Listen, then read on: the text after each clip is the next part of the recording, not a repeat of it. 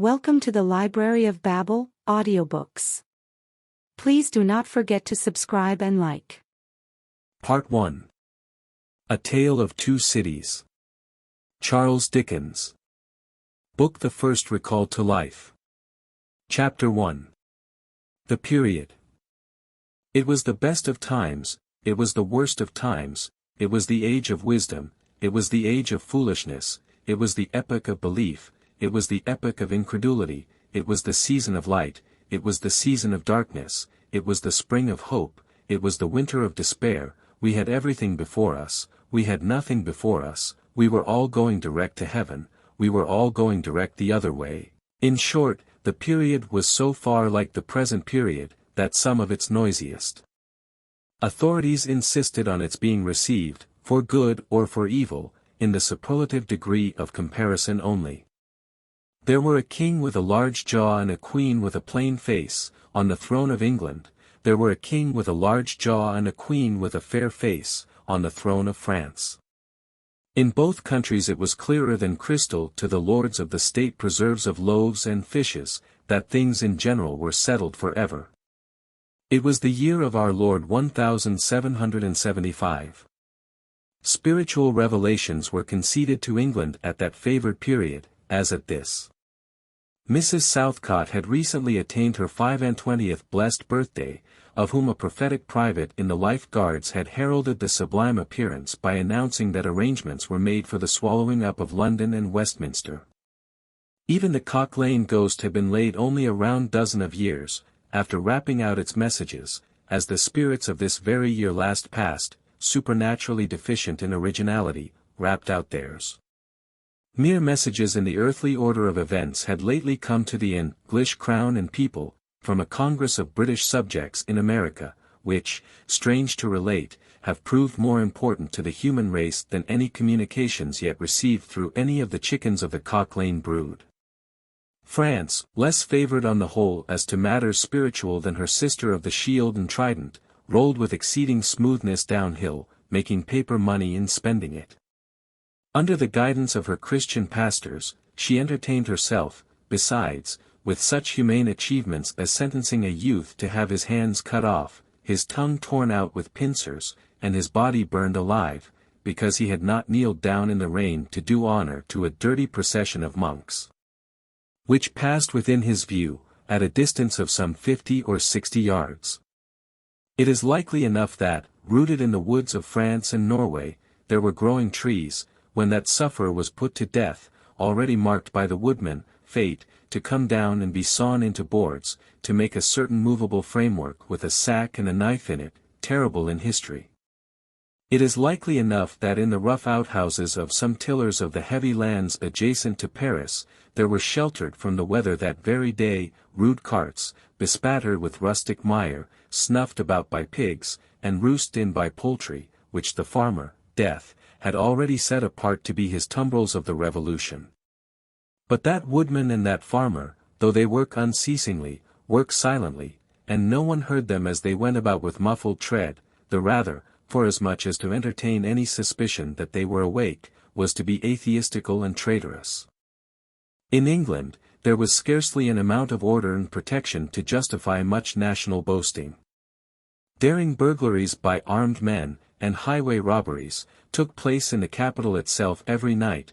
Families were publicly cautioned not to go out of town without removing their furniture to upholsterers' warehouses for security. The highwayman in the dark was a city tradesman in the light, and, being recognized and challenged by his fellow tradesmen whom he stopped in his character of the captain, gallantly shot him through the head and rode away. The mall was waylaid by 7 robbers, and the guard shot 3 dead, and then got shot dead himself by the other 4, in consequence of the failure of his ammunition, after which the mall was robbed in peace. That magnificent potentate, the Lord Mayor of London, was made to stand and deliver on Turnham Green, by one highwayman, who despoiled the illustrious creature in sight of all his retinue. Prisoners in London jails fought battles with their turnkeys, and the majesty of the law fired blunderbusses in among them, loaded with rounds of shot and ball. Thieves snipped off diamond crosses from the necks of noble lords at court drawing-rooms, musketeers went into St. Giles's, to search for contraband goods, and the mob fired on the musketeers, and the musketeers fired on the mob, and nobody thought any of these occurrences much out of the common way. In the midst of them, the hangman, ever busy and ever worse than useless, was in constant requisition, now, stringing up long rows of miscellaneous criminals, now, hanging a housebreaker on Saturday who had been taken on Tuesday, now, burning people in the hand at Newgate by the dozen, and now burning pamphlets at the door of Westminster Hall, today, taking the life of an atrocious murderer, and tomorrow of a wretched pilferer who had robbed a farmer's boy of sixpence. All these things, and 1,000 like them, came to pass in and close upon the dear old year 1775. Environed by them, while the woodman and the farmer worked unheeded, those two of the large jaws, and those other two of the plain and the fair faces, trod with stir enough, and carried their divine rights with a high hand. Thus did the year 1775 conduct their greatnesses, and myriads of small creatures, the creatures of this chronicle among the rest, along the roads that lay before them. Chapter 2. The Mail. It was the Dover road that lay, on a Friday night late in November, before the first of the persons with whom this history has business. The Dover road lay, as to him, beyond the Dover Mail, as it lumbered up Shooter's Hill.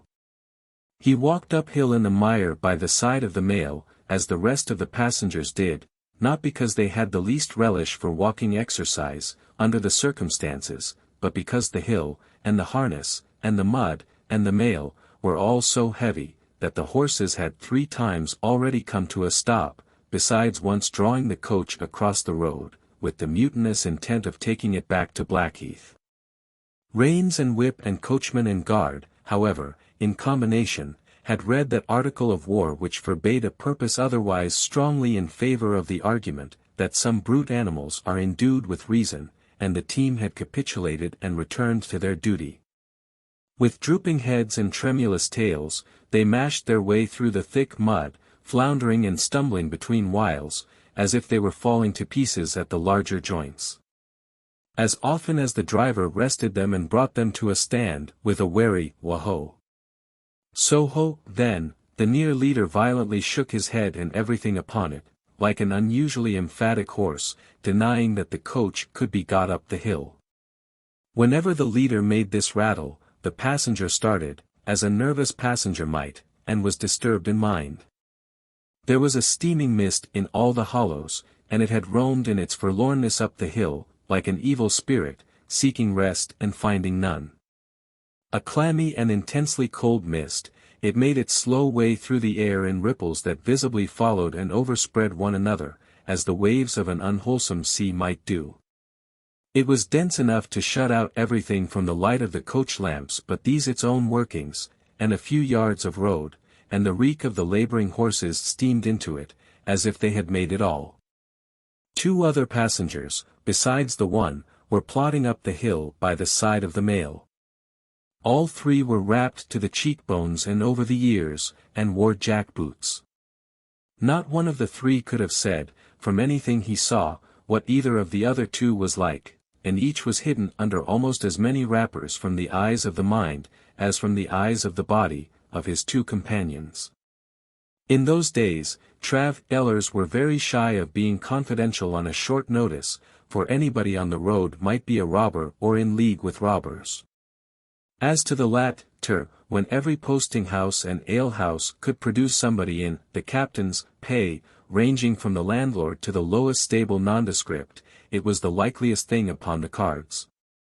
So the guard of the Dover Mail thought to himself, that Friday night in November, 1775, lumbering up Shooter's Hill, as he stood on his own particular perch behind the Mail, beating his feet and keeping an eye and a hand on the arm-chest before him, where a loaded blunderbuss lay at the top of 6 or 8 loaded horse pistols, deposited on a substratum of cutlass.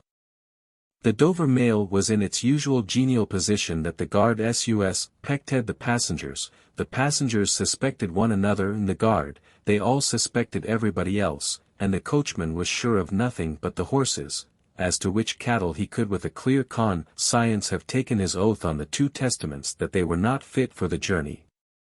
"Wah-ho," said the coachman. "So, then. One more pull and you're at the top, and be damned to you, for I have had trouble enough to get you to it, Joe." "Hullo," the guard replied. "What o'clock do you make it, Joe?" 10 minutes, good, past 11. "My blood," ejaculated the vexed coachman, "and not a top of shooters yet. TST. Yah. Get on with you."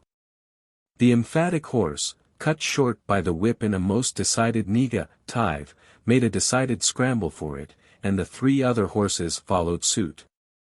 Once more, the Dover mail struggled on, with the jack-boots of its passengers squashing along by its side. They had stopped when the coach stopped, and they kept close company with it. If any one of the 3 had had the hardihood to propose to another to walk on a little ahead into the mist and darkness, he would have put himself in a fair way of getting shot instantly as a highwayman. The last burst carried the mail to the summit of the hill. The horses stopped to breathe again, and the guard got down to skid the wheel for the descent, and open the coach door to let the passengers in. "TST. Joe," cried the coachman in a warning voice, looking down from his box. "What do you say, Tom?" They both listened. "I say a horse at a canter coming up, Joe." "I say a horse at a gallop, Tom," returned the guard, leaving his hold of the door, and mounting nimbly to his place. "Gentlemen! In the King's name, all of you!"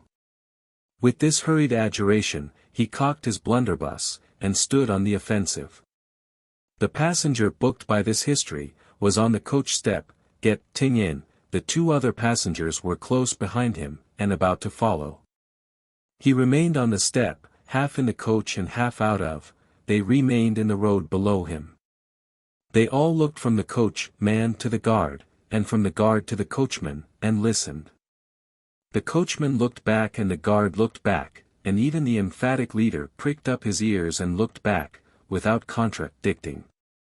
The stillness consequent on the cessation of the rumbling and labor of the coach, added to the stillness of the night, made it very quiet indeed. The panting of the horses communicated a tremulous motion to the coach, as if it were in a state of agitation. The hearts of the passengers beat loud enough perhaps to be heard, but at any rate, the quiet pause was audibly expressive of people out of breath, and holding the breath, and having the pulses quickened by expectation. The sound of a horse at a gallop came fast and furiously up the hill. "So-ho," the guard sang out, as loud as he could roar. "Yo there! Stand! I shall fire!" The pace was suddenly checked, and, with much splashing and floundering, a man's voice called from the mist, "Is that the Dover mail?" "Never you mind what it is," the guard retorted. "What are you? Is that the Dover mail? Why do you want to know?" "I want a passenger, if it is." "What passenger?" "Mr. Jarvis Lorry." Our booked passenger showed in a moment that it was his name. The guard, the coachman, and the 2 other passengers eyed him distrustfully. "Keep where you are," the guard called to the voice in the mist, "because, if I should make a mistake, it could never be set right in your lifetime. Gentlemen of the name of Lorry, answer straight." "What is the matter?" asked the passenger, then, with mildly quavering speech. "Who wants me? Is it Jerry?" "I don't like Jerry's voice, if it is Jerry," growled the guard to himself.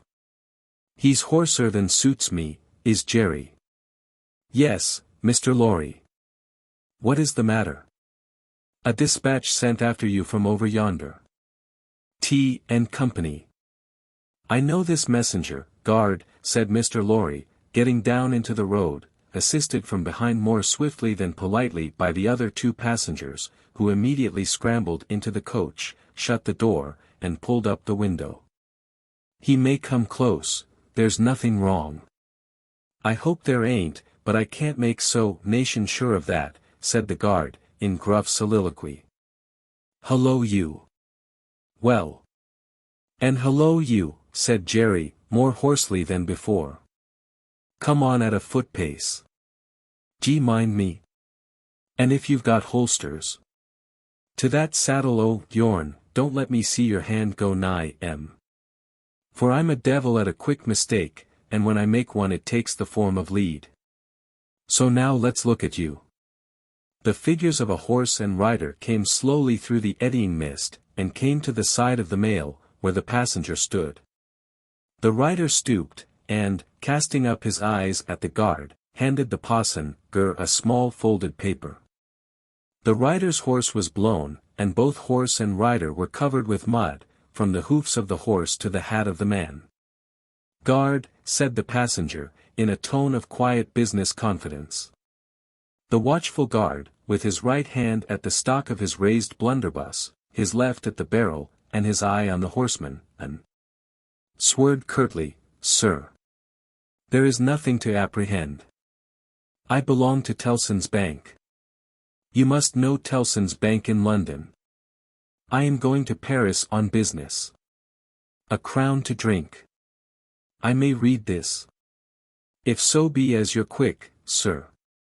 He opened it in the light of the coach lamp on that side, and read, first to himself and then aloud, Wait at Dover for Mamselle. It's not long, you see, guard. Jerry, say that my answer was, recalled to life. Jerry started in his saddle. That's a blazing strange answer, too, said he, at his hoarsest. Take that message back, and they will know that I received this, as well as if I wrote. Make the best of your way. Good night. With those words the passenger opened the coach door and got in, not at all assisted by his fellow passengers, who had expeditiously secreted their watches and purses in their boots, and were now making a general pretense of being asleep. With no more definite purpose than to escape the hazard of originating any other kind of action. The coach lumbered on again, with heavier wreaths of mist closing round it as it began the descent.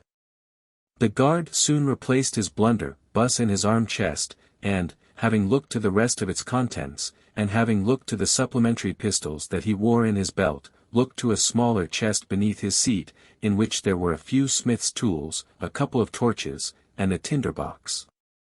For he was furnished with that completeness that if the coach lamps had been blown and stormed out, which did occasionally happen, he had only to shut himself up inside, keep the flint and steel sparks well off the straw, and get a light with tolerable safety and ease, if he were lucky, in 5-minute use.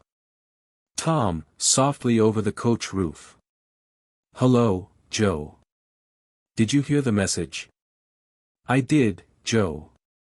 What did you make of it, Tom? Nothing at all, Joe. That's a coincidence, too, the guard mused, for I made the same of it myself. Jerry, left alone in the mist and darkness, dismounted meanwhile, not only to ease his spent horse, but to wipe the mud from his face, and shake the wet out of his hat brim, which might be capable of holding about half a gallon. After standing with the bridle over his heavily splashed arm, until the wheels of the mail were no longer within hearing and the night was quite still again, he turned to walk down the hill. After that there gallop from Temple Bar, old lady, I won't trust your forelegs till I get you on the level, said this horse messenger, glancing at his mare. Recalled to life. That's a blazing strange message. Much of that wouldn't do for you, Jerry. I say, Jerry. You'd be in a blazing bad way, if recalling to life was to come into fashion, Jerry. Chapter 3. The Night Shadows. A wonderful fact to reflect upon, that every human creature is constituted to be that profound secret and mystery to every other. A solemn consideration, when I enter a great city by night, that every one of those darkly clustered houses encloses its own secret, that every room in every one of them encloses its own secret, that every beating heart in the hundreds of thousands of breasts there, is, in some of its imaginings, a secret to the heart nearest it. Something of the awfulness, even of death itself, is referable to this. No more can I turn the leaves of this dear book that I loved, and vainly hope in time to read it all. No more can I look into the depths of this unfathomable water, wherein, as momentary lights glanced into it, I have had glimpses of buried treasure and other things submerged. It was appointed that the book should shut with a spring, for ever and for ever, when I had read but a page. It was appointed that the water should be locked in an eternal frost, when the light was ing on its surface, and I stood in ignorance on the shore. My friend is dead, my neighbor is dead, my love, the darling of my soul, is dead. It is the inexorable consolidation and perpetuation of the secret that was always in that individuality, and which I shall carry in mind to my life's end. In any of the burial places of this city through which I pass, is there a sleeper more inscrutable than its busy inhabitants are, in their innermost personality, to me, or than I am to them? As to this, his natural and not to be alienated inheritance, the M.E.S. Sanger on horseback had exactly the same possessions as the king, the first minister of state, or the richest merchant in London. So with the 3 passengers shut up in the narrow compass of one lumbering old mail coach, they were mysteries to one another, as complete as if each had been in his own coach and 6, or his own coach and 60, with the breadth of a county between him and the next. The messenger rode back at an easy trot, stopping pretty often at alehouses by the way to drink, but evincing a tendency to keep his own counsel, and to keep his hat cocked over his eyes. He had eyes that assorted very well with that decoration, being of a surface black, with no depth in the color or form, and much too near together, as if they were afraid of being found out in something, singly, if they kept too far apart. They had a sinister expression, under an old cocked hat like a 3-cornered spittoon, and over a great muffler for the chin and throat, which descended nearly to the wearer's knees. When he stopped for drink, he moved this muffler with his left hand, only while he poured his liquor in with his right. As soon as that was done, he muffled again. "No, Jerry, no," said the messenger, harping on one theme as he rode. "It wouldn't do for you, Jerry. Jerry, you honest tradesman, it wouldn't suit your line of business." Recalled. "Bust me if I don't think he'd been a-drinking." His message perplexed his mind to that degree that he was fain, several times, to take off his hat to scratch his head. Except on the crown, which was raggedly bald, he had stiff, black hair, standing jaggedly all over it, and growing downhill almost to his broad, blunt nose.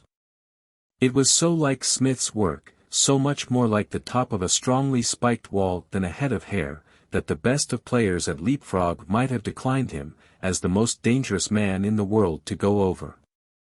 While he trotted back with the message he was to deliver to the night watchman in his box at the door of Tellson's Bank, by Temple Bar, who was to deliver it to greater authorities within, the shadows of the night took such shapes to him as arose out of the message, and took such shapes to the mare as arose out of her private topics of uneasiness. They seemed to be numerous, for she shied at every shadow on the road. What time, the mail coach lumbered, jolted, rattled, and bumped upon its tedious way, with its 3 fellow inscrutables inside. To whom, likewise, the shadows of the night revealed themselves, in the forms there. Dozing eyes and wandering thoughts suggested. Tellson's Bank had a run upon it in the mail. As the bank passenger, with an arm drawn through the leathern strap, which did what lay in it to keep him from pounding against the next passenger, and driving him into his corner, whenever the coach got a special jolt, nodded in his place, with half-shut eyes, the little coach windows, and the coach lamp dimly gleaming through them, and the bulky bundle of opposite passenger, became the bank, and did a great stroke of business. The rattle of the harness was the chink of money, and more drafts were honored in 5 minutes than even Tellson's, with all its foreign and home connection, ever paid in thrice the time. Then the strong rooms underground, at Tellson's, with such of their valuable stores and secrets as were known to the passenger, and it was not a little that he knew about them, opened before him, and he went in among them with the great keys and the feebly burning candle, and found them safe, and strong, and sound, and still, just as he had last seen them. But, though the bank was almost always with him, and though the coach, in a confused way, like the presence of pain under an opiate, was always with him. There was another current of impression that never ceased to run, all through the night. He was on his way to dig someone out of a grave. Now, which of the multitude of faces that showed themselves before him was the true face of the buried person, the shadows of the night did not indicate, but they were all the faces of a man of 45 by years, and they differed principally in the passions they expressed, and in the ghastliness of their worn and wasted state. Pride, contempt, fiancé, stubbornness, submission, lamentation, succeeded one another, so did varieties of sunken cheek, cadaverous color, emaciated hands and figures. But the face was in the main one face, and every head was prematurely white. 100 times the dozing passenger inquired of this spectre, "Buried how long?" The answer was always the same, almost 18 years. "You had abandoned all hope of being dug out?" "Long ago." "You know that you are recalled to life?" "They tell me so." "I hope you care to live?" "I can't say." "Shall I show her to you?" "Will you come and see her?" The answers to this question were various and contradictory. Sometimes the broken reply was, "Wait. It would kill me if I saw her too soon." Sometimes it was given in a tender rain of tears, and then it was, "Take me to her." Sometimes it was staring and bewildered, and then it was, "I don't know her. I don't understand." After such imaginary discourse, the passenger in his fancy would dig, and dig, now with a spade, now with a great key, now with his hands, to dig this wretched creature out. Got out at last, with earth hanging about his face and hair, he would suddenly fan away to dust. The passenger would then start to himself, and lower the window, to get the reality of mist and rain on his cheek. Yet even when his eyes were opened on the mist and rain, on the moving patch of light from the lamps, and the hedge at the roadside retreating by jerks, the night shadows outside the coach would fall into the train of the night shadows within. The real banking house by Tem, Ple Bar, the real business of the past day, the real strong rooms, the Real Express sent after him, and the real message returned, would all be there. Out of the midst of them, the ghostly face would rise, and he would accost it again. "Buried how long?" "Almost 18 years. I hope you care to live?" "I can't say." Dig, until an impatient movement from one of the two passengers would admonish him to pull up the window, draw his arm securely through the leathern strap, and speculate upon the two slum-bearing forms, until his mind lost its hold of them, and they again slid away into the bank and the grave. "Buried how long?" "Almost 18 years. You had abandoned all hope of being dug out?" "Long ago." The words were still in his hearing as just spoken, distinctly in his hearing as ever spoken words had been in his life, when the weary passenger started to the consciousness of daylight, and found that the shadows of the night were gone. He lowered the window, and looked out at the rising sun. There was a ridge of plowed land, with a plow upon it where it had been left last night when the horses were unyoked, beyond, a quiet coppice wood, in which many leaves of burning red and golden yellow still remained upon the trees. Though the earth was cold and wet, the sky was clear, and the sun rose bright, placid, and beautiful. 18 years, said the passenger, looking at the sun, gracious creator of day. To be buried alive for 18 years. Chapter 4. The Preparation. When the mail got successfully to Dover, in the course of the forenoon, the head drawer at the Royal George Hotel opened the coach door as his custom was. He did it with some flourish of ceremony, for a mail journey from London in winter was an achievement to congratulate an adventurous traveller upon. By that time, there was only one adventurous traveller left be congratulated, for the two others had been set down at their respective roadside destinations. The mildewy inside of the coach, with its damp and dirty straw, its disagreeable smell, and its obscurity, was rather like a larger dog kennel. Mr. Lorry, the passenger, shaking himself out of it in chains of straw, a tangle of shaggy wrapper, flapping hat, and muddy legs, was rather like a larger sort of dog. "There will be a packet to Calais, tomorrow, drawer." "Yes, sir, if the weather holds and the wind sets tolerable fair. The tide will serve pretty nicely at about 2 in the afternoon, sir." "Bed, sir." "I shall not go to bed till night, but I want a bedroom, and a barber." "And then breakfast, sir." "Yes, sir." "That way, sir, if you please." "Show Concord." "Gentleman's valise and hot water to Concord." "Pull off gentleman's boots in Concord." "You will find a fine sea-coal fire, sir." "Fetch." "Barber to Concord." "Stir about there, now, for Concord." The Concord bedchamber being always assigned to a passenger by the mail, and passengers by the mail being always heavily wrapped up from head to foot, the room had the odd interest for the establishment of the Royal George, that although but one kind of man was seen to go into it, all kinds and varieties of men came out of it. Consequently, an other drawer, and 2 porters, and several maids and the landlady, were all loitering by accident at various points of the road between the Concord and the coffee-room, when a gentleman of 60, formally dressed, in a brown suit of clothes, pretty well worn, but very well kept, with large square cuffs and large flaps to the pockets, passed along on his way to his breakfast. The coffee-room had no other occupant, that forenoon, than the gentleman in brown. His breakfast table was drawn before the fire, and as he sat, with its light shining on him, waiting for the meal, he sat so still, that he might have been sitting for his portrait. Very orderly and methodical he looked, with a hand on each knee, and a loud watch ticking a sonorous sermon under his flapped waistcoat, as though it pitted its gravity and longevity against the levity and evanescence of the brisk fire.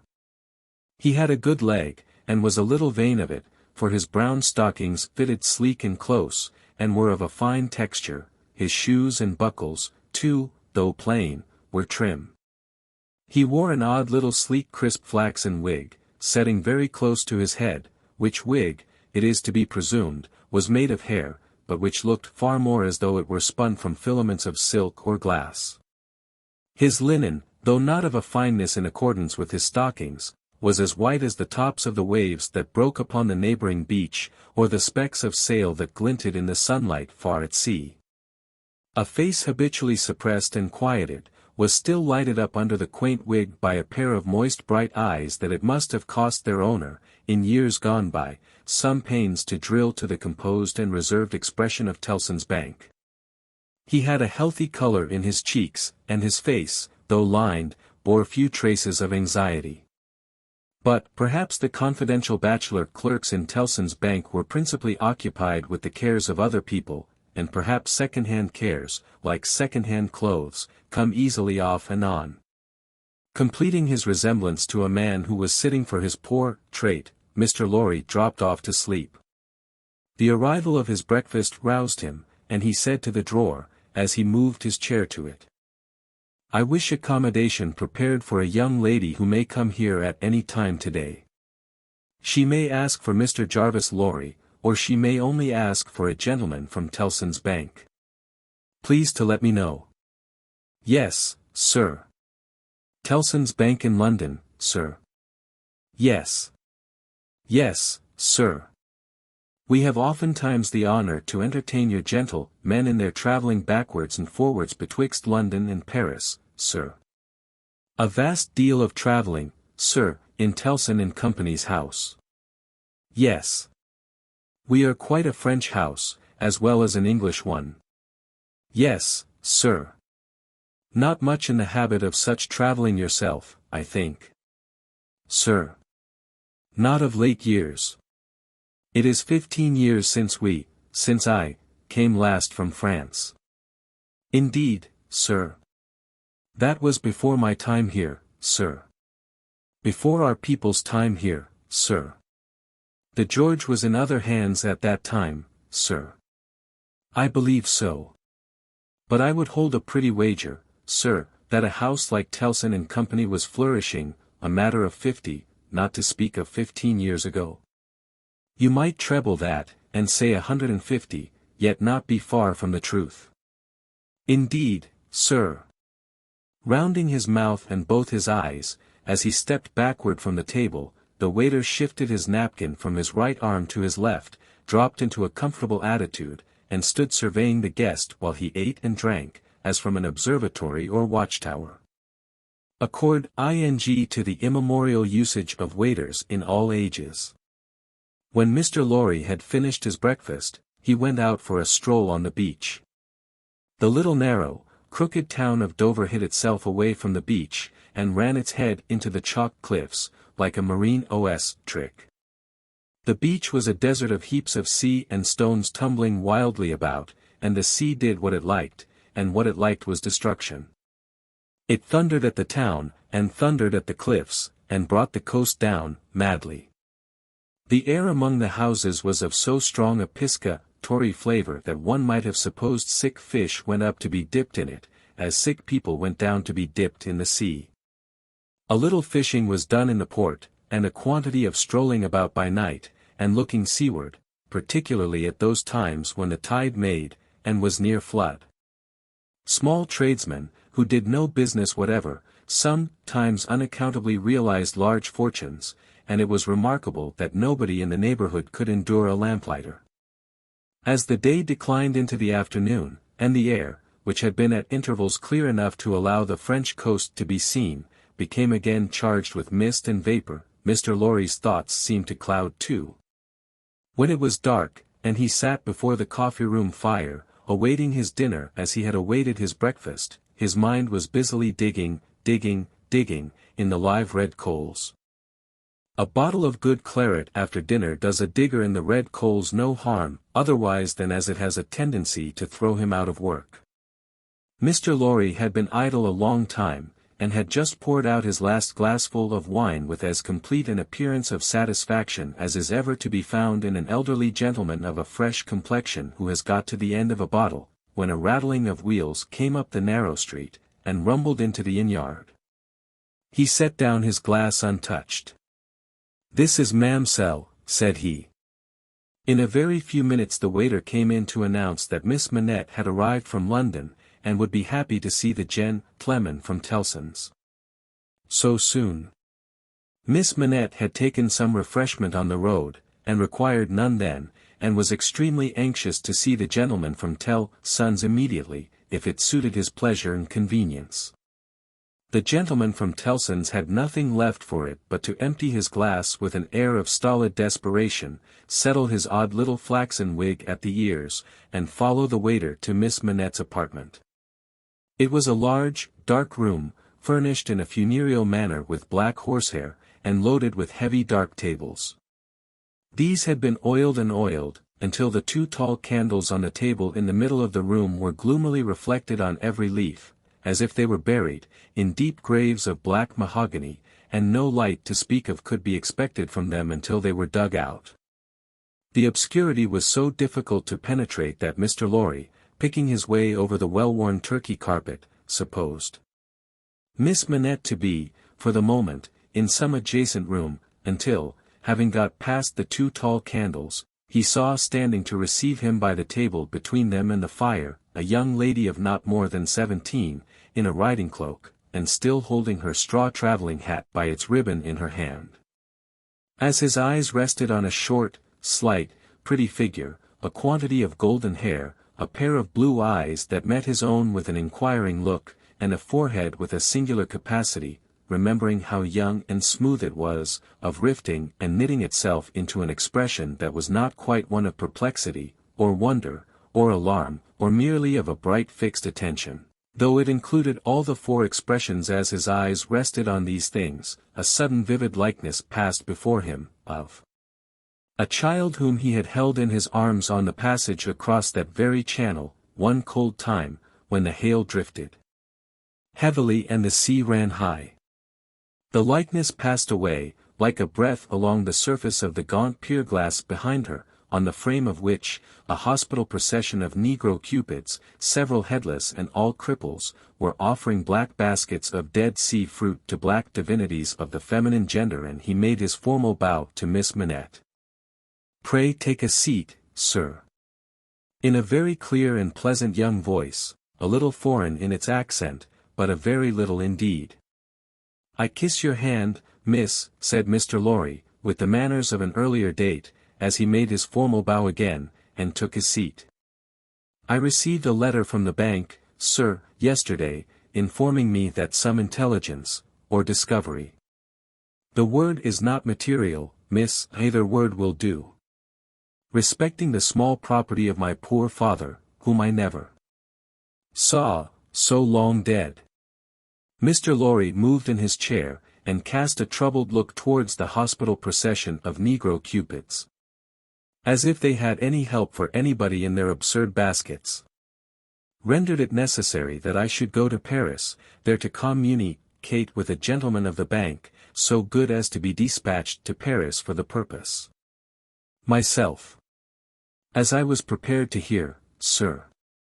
She curtsied to him. Young ladies made curtsies in those days, with a pretty desire to convey to him that she felt how much older and wiser he was than she. He made her another bow.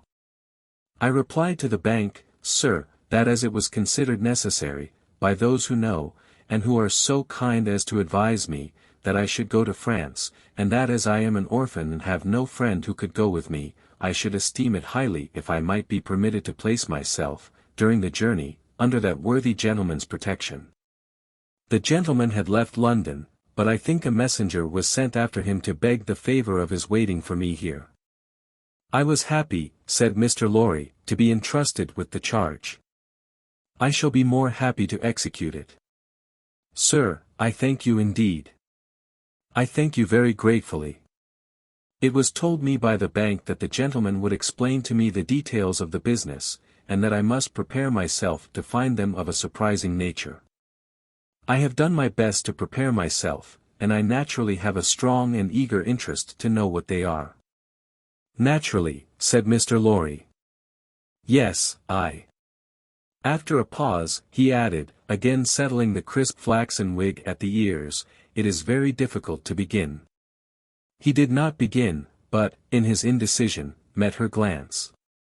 The young forehead lifted itself into that singular expression, but it was pretty and characteristic, besides being singular, and she raised her hand, as if with an involuntary action she caught at, or stayed some passing shadow. "Are you quite a stranger to me, sir? Am I not?" Mr. Lorry opened his hands, and extended them outwards with an argumentative smile. Between the eyebrows and just over the little feminine nose, the line of which was as delicate and fine as it was possible to be, the expression deepened itself as she took her seat thoughtfully in the chair by which she had hitherto remained standing. He watched her as she mused, and the moment she raised her eyes again, went on. "In your adopted country, I presume, I cannot do better than address you as a young English lady, Miss Manette?" "If you please, sir." "Miss Manette, I am a man of business.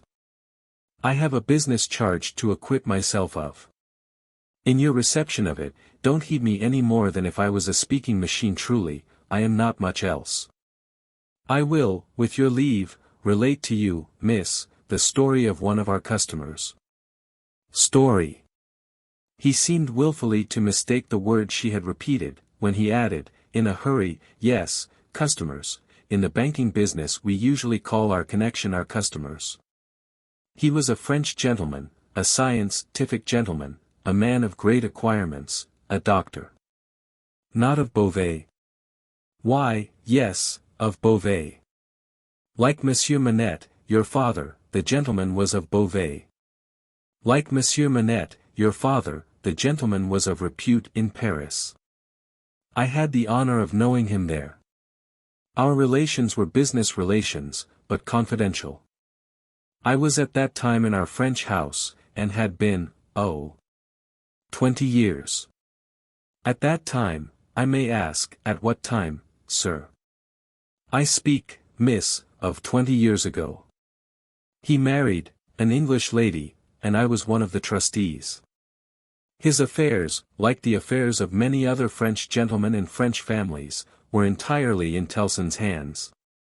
In a similar way I am, or I have been, trustee of one kind or other for scores of our customers. These are mere business relations, miss, there is no friendship in them, no particular interest, nothing like sentiment. I have passed from one to another, in the course of my business life, just as I pass from one of our customers to another in the course of my business day. In short, I have no feelings, I am a mere machine. To go on. But this is my father's story, sir, and I begin to think, the curly, usly roughened forehead was very intent upon him, that when I was left an orphan through my mother surviving my father only 2 years, it was you who brought me to England. I am almost sure it was you. Mr. Lorry took the hesitating little hand that confidingly advanced to take his, and he put it with some ceremony to his lips. He then conducted the young lady straightway to her chair again, and, holding the chair back with his left hand, and using his right by turns to rub his chin, pull his wig at the ears, or point what he said, stood looking down into her face while she sat looking up into his. Miss Manette, it was I. And you will see how truly I spoke of myself just now, in saying I had no feelings, and that all the relations I hold with my fellow creatures are mere business relations, when you reflect that I have never seen you since.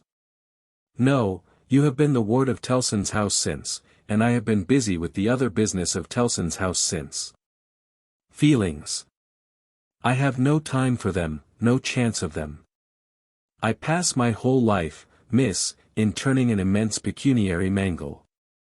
After this odd description of his daily routine of employment, Mr. Lorry flattened his flaxen wig upon his head with both hands, which was most unnecessary, for nothing could be flatter than its shining face was before, and resumed his former attitude. So far, miss, as you have remarked, this is the story of your regretted father. Now comes the difference. If your father had not died when he did, don't be frightened.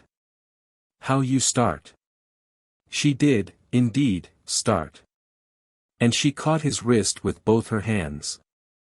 Pray, said Mr. Lorry, in a soothing tone, bringing his left hand from the back of the chair to lay it on the supplicatory fingers that clasped him in so violent a tremble, pray control your agitation, a matter of business. As I was saying.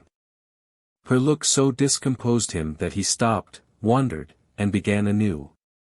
As I was saying, if Monsieur Manette had not died, if he had suddenly and silently disappeared, if he had been spirited away, if it had not been difficult to guess to what dreadful place, though no art could trace him, if he had an enemy in some compatriot who could exercise a privilege that I in my own time have known the boldest people afraid to speak of in a whisper, across the water there, for instance, the privilege of filling up blank forms for the consignment of any one to the oblivion of a prison for any length of time, if his wife had implored the king, the queen, the court, the clergy, for any tidings of him, and all quite in vain, then the history of your father would have been the history of this unfortunate gentleman, the doctor of Beauvais. I entreat you to tell me more, sir. I will. I am going to. You can bear it. I can bear anything but the uncertainty you leave me in at this moment. You speak collectedly, and you are collected. That's good. Though his manner was less satisfied than his words. A matter of business. Regard it as a matter of business that must be done. Now if this doctor's wife, though a lady of great courage and spirit, had suffered so intensely from this cause before her little child was born. The little child was a daughter, sir. A daughter. A matter of business, don't be distressed. Miss, if the poor lady had suffered so intensely before her little child was born, that she came to the determination of sparing the poor child the inheritance of any part of the agony she had known the pains of, by rearing her in the belief that her father was dead, no, don't kneel. In heaven's name why should you kneel to me? For the truth. Oh dear, good, compassionate sir, for the truth. A matter of business. You confuse me, and how can I transact business if I am confused? Let us be clear-headed. If you could kindly mention now, for instance, what 9 times 9 pence are, or how many shillings in 20 guineas, it would be so encouraging. I should be so much more at my ease about your state of mind. Without directly answering to this appeal, she sat so still when he had very gently raised her, and the hands that had not ceased to clasp his wrists were so much more steady than they had been, that she communicated some reassurance to Mr. Jarvis Lorry. That's right, that's right. Courage. Business. You have business before you, useful business. Miss Manette, your mother took this course with you. And when she died, I believe broken-hearted, having never slackened her unavailing search for your father, she left you, at 2 years old, to grow to be blooming, beautiful, and happy, without the dark cloud upon you of living in uncertainty whether your father soon wore his heart out in prison, or wasted there through many lingering years. As he said the words he looked down, with an admiring pity, on the flowing golden hair, as if he pictured to himself that it might have been already tinged with grey. You know that your parents had no great possession, and that what they had was secured to your mother and to you. There has been no new discovery, of money, or of any other property, but... He felt his wrist held closer, and he stopped. The expression in the forehead, which had so particularly attracted his notice, and which was now immovable, had deepened into one of pain and horror. But he has been found. He is alive. Greatly changed, it is too probable, almost a wreck, it is possible, though we will hope the best. Still, alive. Your father has been taken to the house of an old servant in Paris, and we are going there, I, to identify him if I can, you, to restore him to life, love, duty, rest, comfort. A shiver ran through her frame, and from it through his. She said, in a low, distinct, awe-stricken voice, as if she were saying it in a dream. I am going to see his ghost. It will be his ghost, not him. Mr. Lorry quietly chafed the hands that held his arm. There. See now. The best and the worst are known to you, now. You are well on your way to the poor wronged gentleman, and, with a fair sea voyage, and a fair land journey, you will be soon at his dear side. She repeated in the same tone, sunk to a whisper, I have been free, I have been happy, yet his ghost has never haunted me. Only one thing more, said Mr. Lorry, laying stress upon it as a wholesome means of enforcing her attention, he has been found under another name, his own, long forgotten or long concealed. It would be worse than useless now to inquire which, worse than useless to seek to know whether he has been for years overlooked, or always designedly held prisoner. It would be worse than useless now to make any inquiries, because it would be dangerous. Better not to mention the subject, anywhere or in any way, and to remove him, for a while at all events, out of France. Even I, safe as an Englishman, and even Tellson's, important as they are to French credit, avoid all naming of the matter. I carry about me, not a scrap of writing openly referring to it. This is a secret service altogether. My credentials, entries, and memoranda, are all comprehended in the one line, recalled to life, which may mean anything. But what is the matter? She doesn't notice a word. Miss Manette. Perfectly still and silent, and not even fallen back in her chair, she sat under his hand, utterly insensible, with her eyes open and fixed upon him, and with that last expression looking as if it were carved or branded into her forehead. So close was her hold upon his arm, that he feared to detach himself lest he should hurt her, therefore he called out loudly for assistance without moving.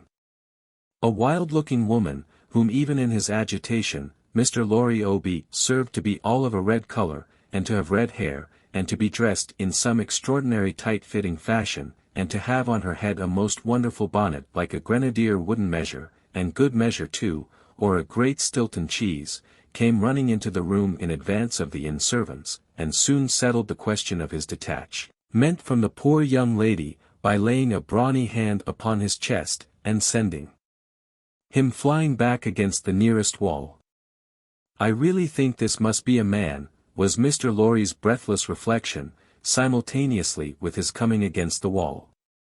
"Why, look at you all," bawled this figure, addressing the inn servants.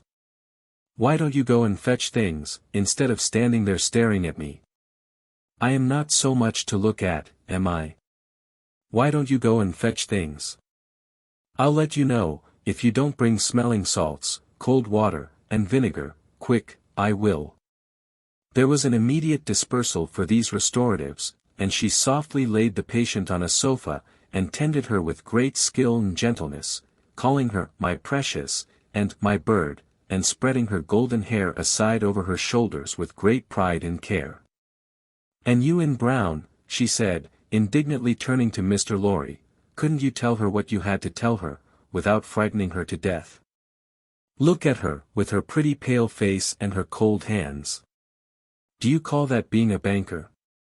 Mr. Lorry was so exceedingly disconcerted by a question so hard to answer, that he could only look on, at a distance, with much feebler sympathy and humility, while the strong woman, having banished the inn servants under the mysterious penalty of letting them know some thing not mentioned if they stayed there, staring, recovered her charge by a regular series of gradations, and coaxed her to lay her drooping head upon her shoulder. "I hope she will do well now," said Mr. Lorry. "No thanks to you in Browne, if she does. My darling pretty." "I hope," said Mr. Lorry, after another pause of feeble sympathy and humility, "that you accompany Miss Manette to France." "A likely thing, too," replied the strong woman. "If it was ever intended that I should go across salt water, do you suppose Providence would have cast my lot in an island?" This being another question hard to answer, Mr. Jarvis Lorry withdrew to consider it. Chapter 5. The Wine Shop. A large cask of wine had been dropped and broken, in the street.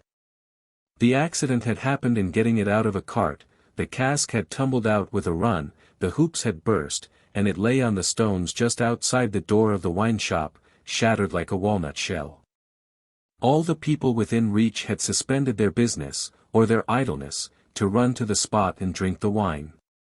The rough, irregular stones of the street, pointing every way, and designed, one might have thought, expressly to lame all living creatures that approached them, had dammed it into little pools. These were surrounded, each by its own jostling group or crowd, according to its size. Some men kneeled down, made scoops of their two hands joined, and sipped, or tried to help women, who bent over their shoulders, to sip, before the wine had all run out between their fingers. Others, men and women, dipped in the puddles with little mugs of mutilated earthenware, or even with hand-kerchiefs from women's heads, which were squeezed dry into infants' mouths. Others made small mud embankments, to stem the wine as it ran.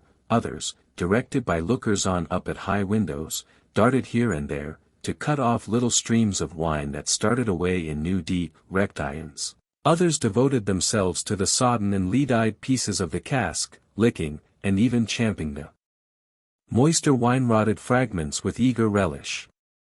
There was no drainage to carry off the wine, and not only did it all get taken up, but so much mud got taken up along with it, that there might have been a scavenger in the street, if anybody acquainted with it could have believed in such a miraculous presence.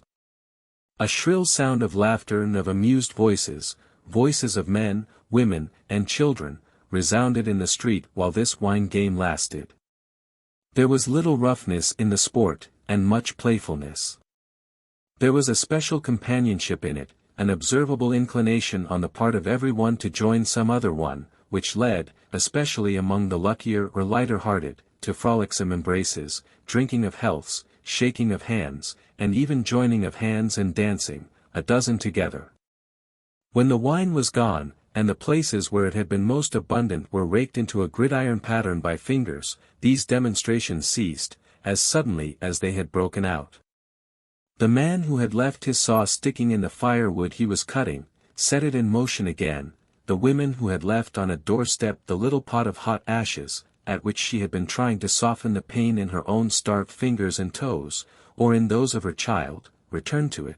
Men with bare arms, matted locks, and cadaverous faces, who had emerged into the winter light from cellars, moved away, to descend again, and a gloom gathered on the scene that appeared more natural to it than sunshine.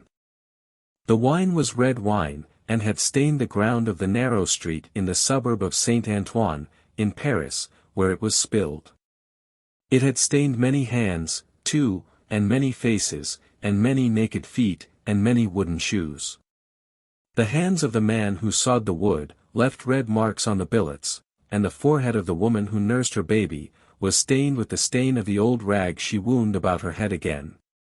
Those who had been greedy with the staves of the cask, had acquired a tigerish smear about the mouth, and one tall joker so besmirched, his head more out of a long squalid bag of a nightcap than in it, scrawled upon a wall with his finger dipped in muddy wine-lees, blood.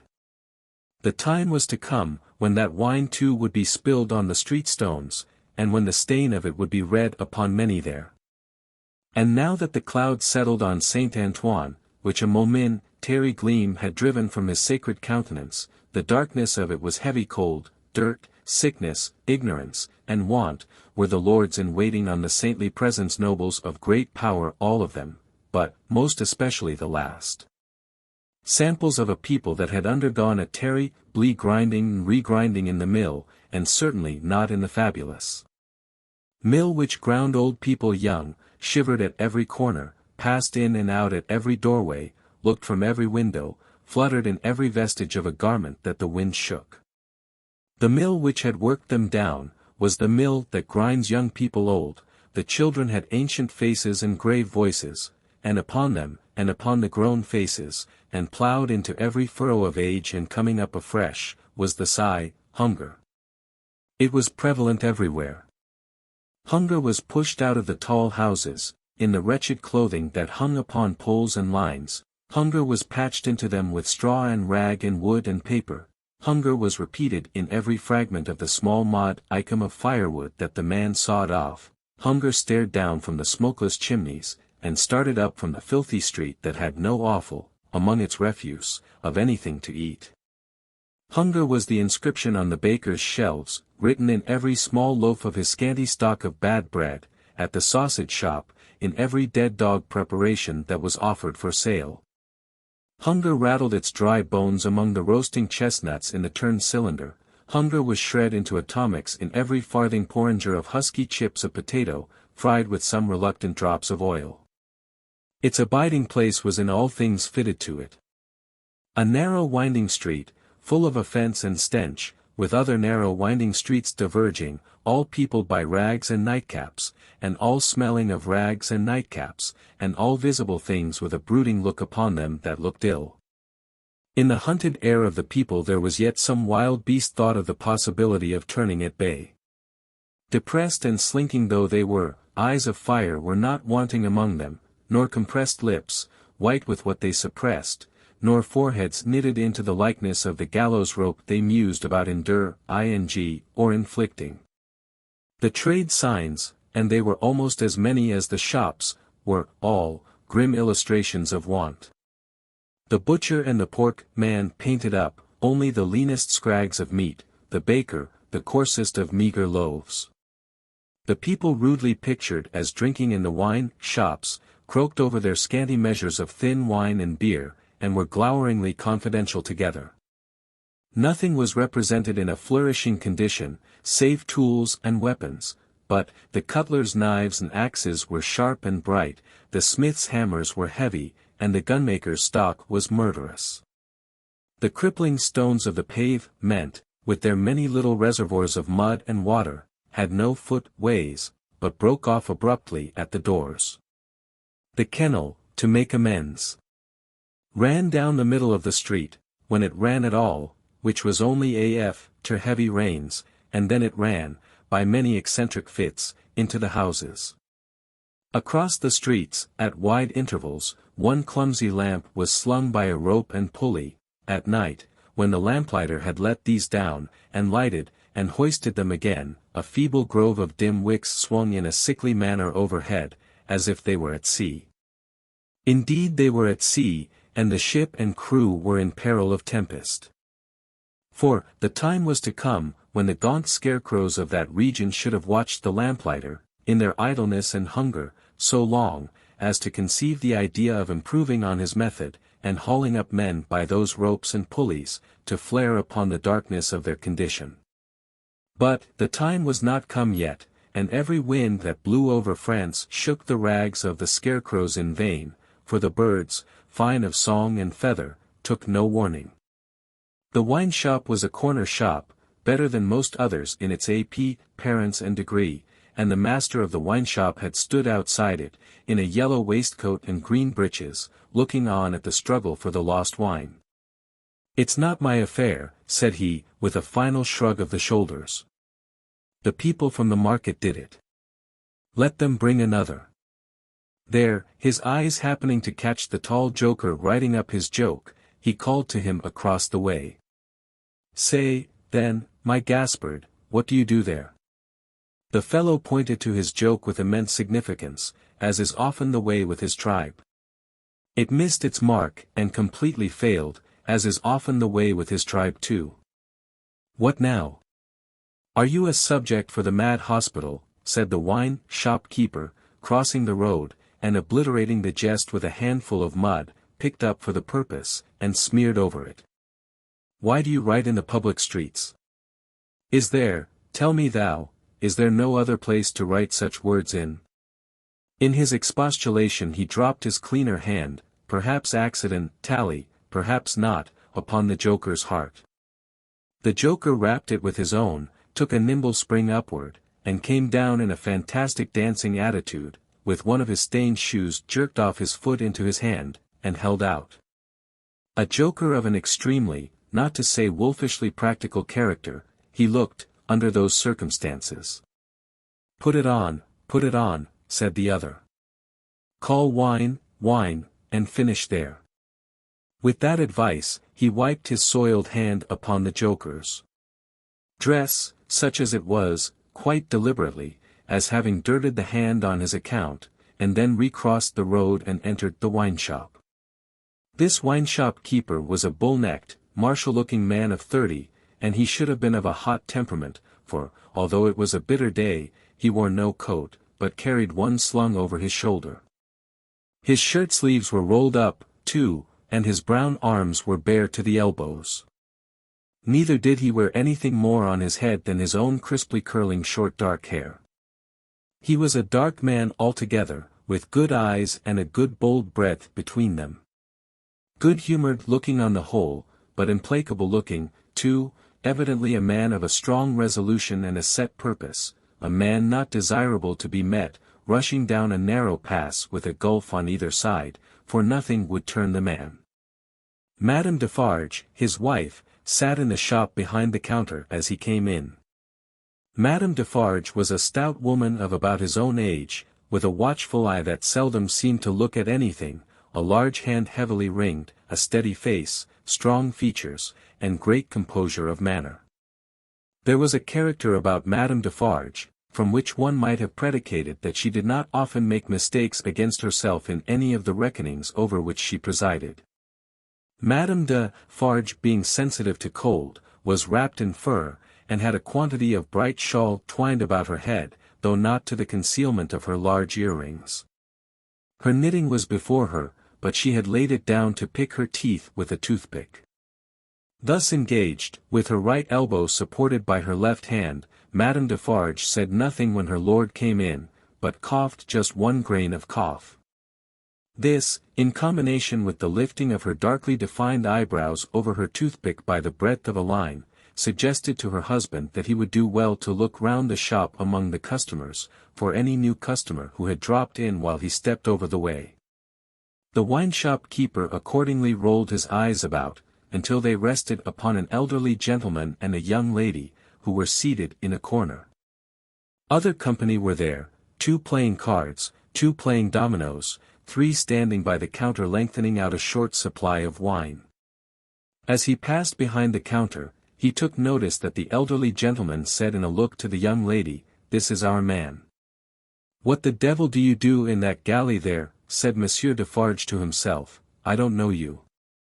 But, he feigned not to notice the two strangers, and fell into discourse with the triumvirate of customers who were drinking at the counter. "How goes it, Jacques?" said one of these three to Monsieur Defarge. "Is all the spilt wine swallowed?" "Every drop, Jacques," answered Monsieur Defarge.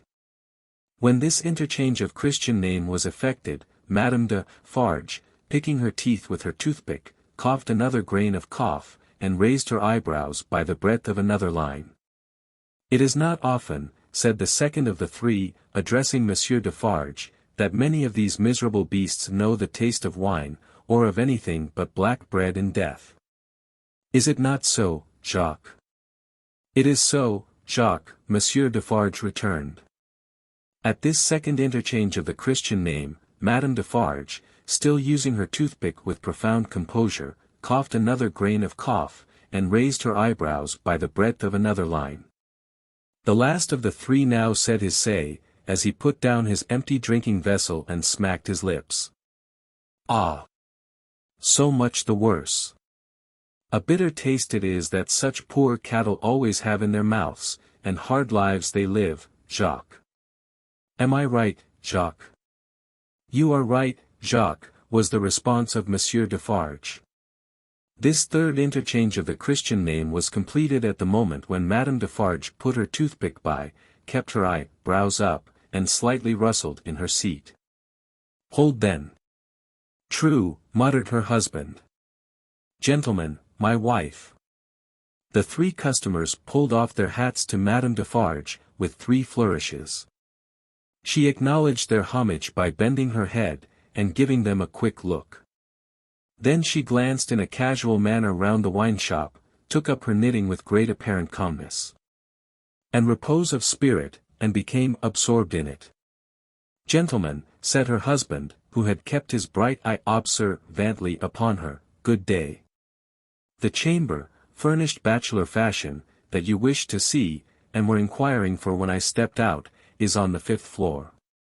The doorway of the staircase gives on the little courtyard close to the left here," pointing with his hand, "near to the window of my establishment.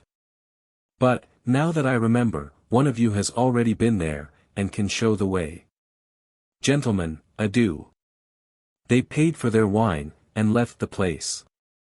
The eyes of Monsieur Defarge were studying his wife at her knitting when the elderly gentleman advanced from his corner, and begged the favour of a word. "Willingly, sir," said Monsieur Defarge, and quietly stepped with him to the door. Their conference was very short, but very decided. Almost at the first word, Monsieur Defarge started and became deeply attentive. It had not lasted a minute, when he nodded and went out. The gentleman then beckoned to the young lady, and they, too, went out. Madame Defarge knitted with nimble fingers and steady eyebrows, and saw nothing. Mr. Jarvis Lorry and Miss Manette, emerging from the wine-shop thus, joined Monsieur Defarge in the doorway to which he had directed his own company just before. It opened from a stinking little black courtyard, and was the general public entrance to a great pile of houses, inhabited by a great number of people. In the gloomy tile-paved entry to the gloomy tile-paved staircase, Monsieur Defarge bent down on one knee to the child of his old master, and put her hand to his lips. It was a gentle action, but not at all gently done. A very remarkable transformation had come over him in a few seconds. He had no good humour in his face, nor any openness of aspect left, but had become a secret, angry, dangerous man. "It is very high, it is a little difficult. Better to begin slowly." Thus, Monsieur Defarge, in a stern voice, to Mr. Lorry, as they began ascend the stairs. "Is he alone?" the latter whispered. "Alone. God help him, who should be with him," said the other, in the same low voice. "Is he always alone, then?" "Yes." "Of his own desire?" "Of his own necessity?" As he was, when I first saw him after they found me and demanded to know if I would take him, and, at my peril be discreet, as he was then, so he is now. He is greatly changed. Changed. The keeper of the wine shop stopped to strike the wall with his hand, and mutter a tremendous curse.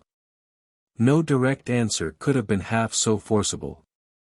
Mr. Lorry's spirits grew heavier and heavier, as he and his two companions ascended higher and higher. Such a staircase, with its accessories, in the older and more crowded parts of Paris, would be bad enough now, but, at that time, it was vile. Indeed, to unaccustomed and unhardened senses.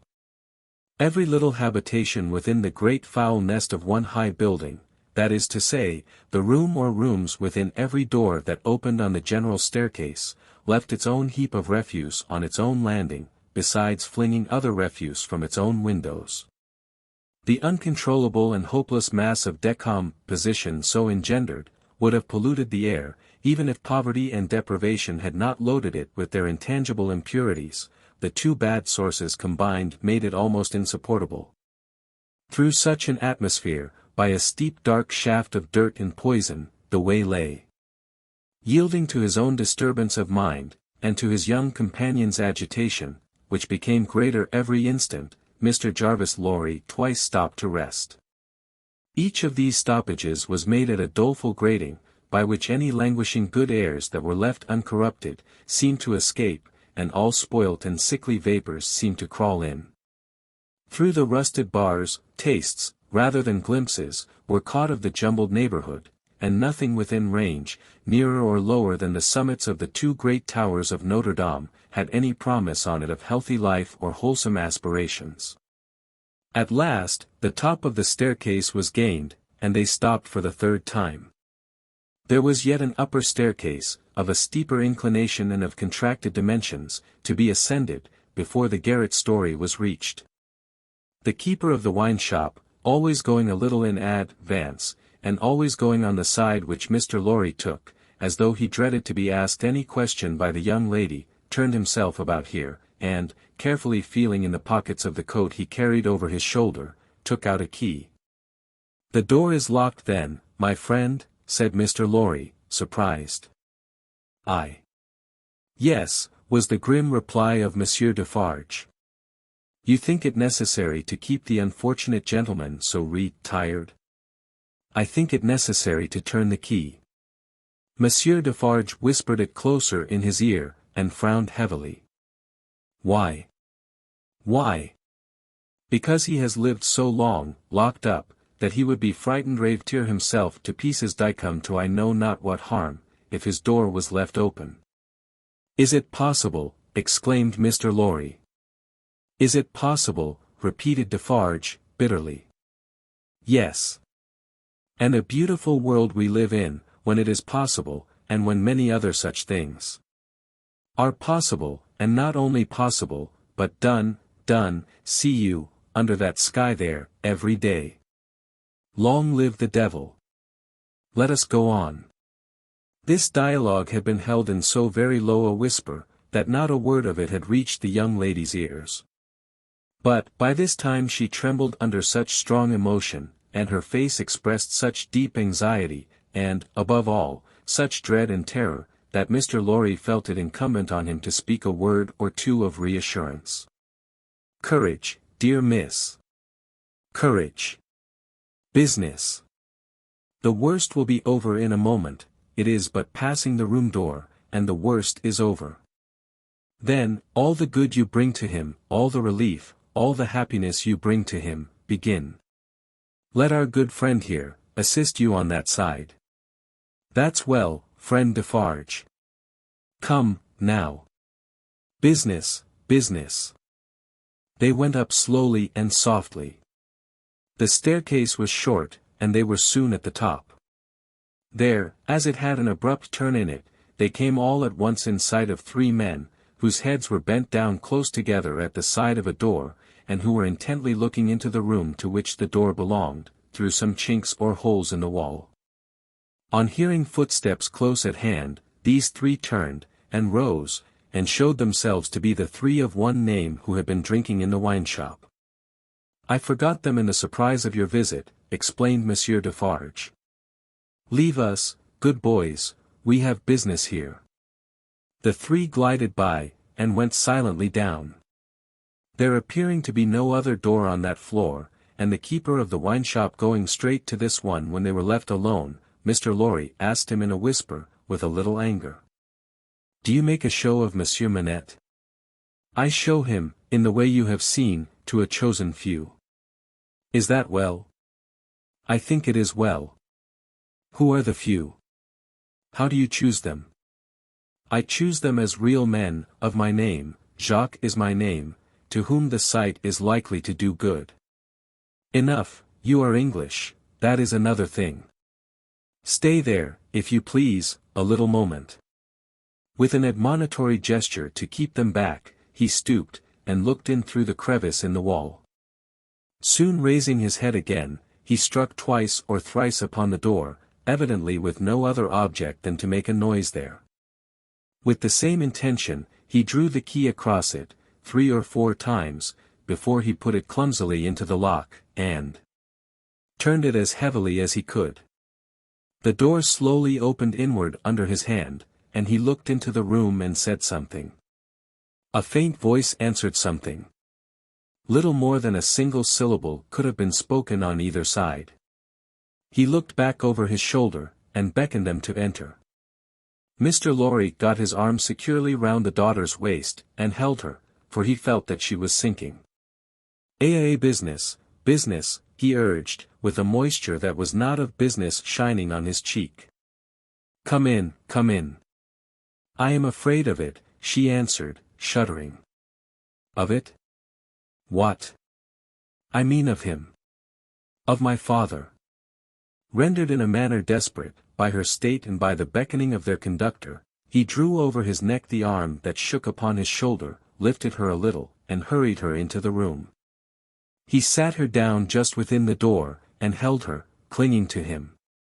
Defarge drew out the key, closed the door, locked it on the inside, took out the key again, and held it in his hand.